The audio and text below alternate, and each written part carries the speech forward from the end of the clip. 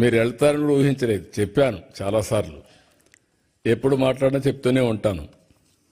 కానీ దాన్ని అందిపుచ్చుకొని మీరు ఇన్ని దేశాలకు పోతే ఫస్ట్ టైం నేను జైల్లో ఉన్నప్పుడు ఎక్కడెక్కడి నుంచో మీరు డెమాన్స్ట్రేషన్లు చేస్తూ ఉంటే ఇన్ని దేశాల్లో తెలుగు వాళ్ళు ఉన్నారా అని నాకే ఆశ్చర్యం కలిగే పరిస్థితి వచ్చింది. అది 1-2 రోజులు చేయాలా మీరు?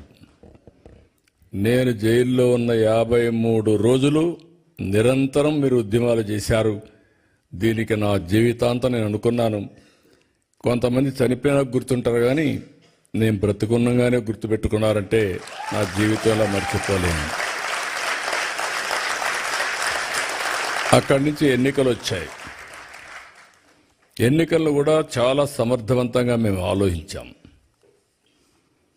రాష్ట్ర భవిష్యత్తు ఒక పక్క, రాజకీయాల్లో ఉండదగ్గ వ్యక్తి కాని వ్యక్తి ఆ రాష్ట్రంలో ముఖ్యమంత్రిగా ఉంటే ఏం జరిగిందో మనం చూసాం.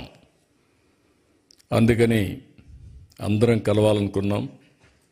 తెలుగుదేశం, జనసేన, బీజేపీ 3 పార్టీలు కలిసి పోటీ చేశాం. పోటీ చేస్తే నాకే ఆశ్చర్యం వేస్తుంది. ప్రపంచంలో ఎక్కడెక్కడి నుంచో వచ్చారు మీరు, నెలల తరబడి అక్కడే ఉన్నారు. ఒక్కొక్కరు మీకు ఎంత శక్తి ఉంటే అంత డబ్బులు ఖర్చు పెట్టి ఎన్నికల్లో గెలిపించారంటే ఇది మా జీవితంలో ఎప్పుడూ మర్చిపోలేని సంఘటన.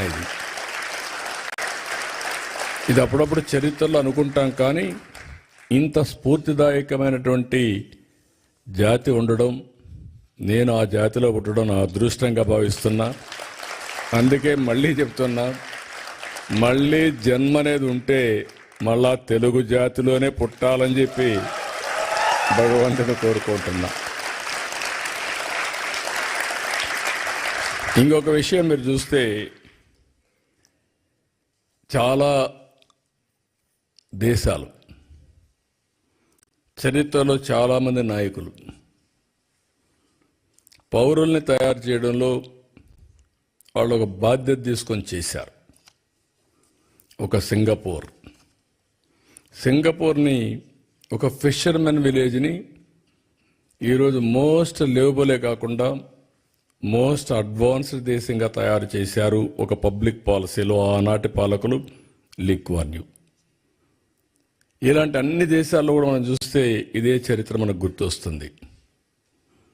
చరిత్ర అంతా నేను అందుకే 95లో ముఖ్యమంత్రి అయినప్పుడు ఆలోచించాను. మన రాష్ట్రం అంతా ఆంధ్రప్రదేశ్ అంటే వ్యవసాయం, అక్కడికక్కడే వ్యవసాయం చేసుకుంటూ అదే పనుల్లో ఉండేవాళ్ళం. మీరు గుర్తుపెట్టుకోవాల్సింది, మీలో కూడా ఎందుకు నేను మాట్లాడుతున్నానంటే, ఎప్పటికప్పుడు మీలో కూడా ఒక ఆలోచన విధానం రావాలి, చైతన్యవంతులు కావాలని చెప్తున్నాను. 91లో ఆర్థిక సంస్కరణలు వచ్చాయి. నేను 95లో ముఖ్యమంత్రి అయ్యాను. 93 ఆ ప్రాంతంలో ఇంటర్నెట్ రెవల్యూషన్ వచ్చింది. ఎవ్వరూ చేయని సాహసాలు నేను చేశాను. ఆ విషయం మీరు గుర్తుపెట్టుకోవాలి. మొట్టమొదటిగా 2nd జనరేషన్ రిఫార్మ్స్ నేను ప్రారంభించాను. అక్కడి నుంచి ఐటీకి ప్రాధాన్యత ఇచ్చాను. ఐటీ అంటే ఎవరికి అర్థం కానప్పుడు ఐటీని గురించి మాట్లాడమే కాకుండా ఊరూరులో పోయి చెప్పా, మీ పిల్లలకు డబ్బులు ఇవ్వడం కాదు కావాల్సింది, మీ పిల్లలు ప్రయోజకులు కావాలంటే బాగా చదివించండి. మీరిచ్చే 100 ఎకరాలు 50 ఎకరాలు ₹1,00,00,000 లెక్క కాదు, కొన్ని వేల కోట్లు సంపాదించే తెలివితేటలు వస్తాయి వీళ్ళకని చెప్పి ఆ రోజు చెప్పాను. చాలామంది మీరు చూసే చరిత్రలో విలేజ్ నుంచి మండలానికో టౌన్కి వెళ్ళిపోయి పిల్లల్ని చదివించడానికి కాపురాలు పెట్టారు. అంటే నా మాట మీద నమ్మారు. నమ్మిన వాళ్ళందరూ బెనిఫిట్ అయ్యారు, నమ్మని వాళ్ళు మళ్ళీ కొంచెం నష్టపోయారు. అది వేరే విషయం. చరిత్రలో అందరూ నమ్మలేరు. అదే మరి హైదరాబాద్ని డెవలప్ చేస్తామంటే నేను చెప్పా ఏం జరగబోతుందో హైదరాబాద్లో అని. తెలివైన వాళ్ళు, ముందుండేవాళ్ళు పెట్టుబడులు అది కూడా చెప్పారు. మీరు కూడా భూమి అమ్మద్దండి అని కూడా చెప్పేవాడిని.